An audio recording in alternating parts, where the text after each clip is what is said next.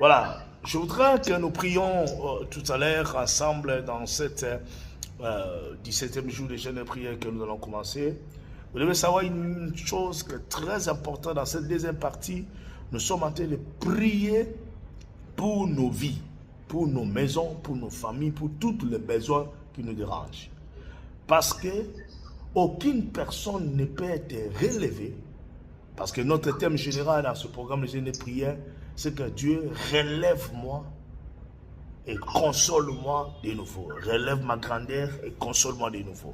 Dieu ne peut jamais relever quelqu'un et lui apporter la grandeur si cette personne n'est pas à mesure, d'abord spirituellement, physiquement, de s'en sortir de tous les fléaux qui sont dans sa vie, dans sa famille, dans sa maison. Cela veut dire que le problème qui nous dérange, ce sont les problèmes qui nous rabaissent. La situation qui te dérange, la situation qui te dérange, c'est cette situation qui te rabaisse, ça veut dire qu'il amène l'humiliation.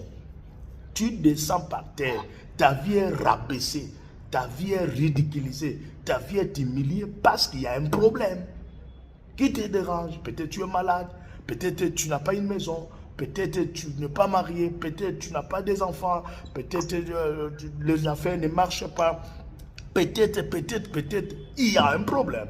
Le jour où le problème trouve la solution, tu entres maintenant dans le port du relèvement. C'est ainsi que dans cette deuxième partie, nous sommes en train de prier pour que Dieu puisse vraiment répondre à nos besoins personnels pour que nous bénéficions du relèvement de l'Éternel. Mais voici ce que Jérémie chapitre 1, le verset 10 est en train de nous dire, qui est très très important et très capital sur chacun de nous pour que nous prions ce soir.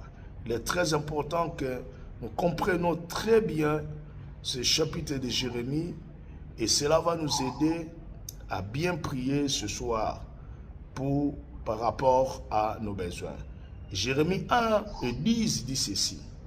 Il dit, regarde, je t'ai établi sur les nations.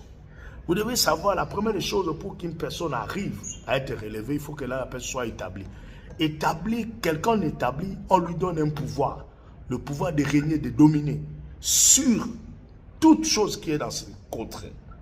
Et quand on arrive dans la dimension d'être établi, on a la possibilité maintenant d'entrer dans le combat, d'arracher, de battre